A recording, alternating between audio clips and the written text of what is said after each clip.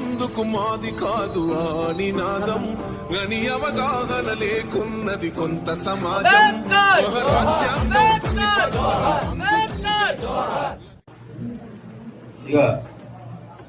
పొద్దెరగనే పేదోడి ఇంట్లో ప్రకాశించిన సూర్యుడు నువ్వు అంటరానోడి నోట అక్షరం నువ్వు దిక్కులేని దేశానికి దిశవు నువ్వు స్వార్థానికి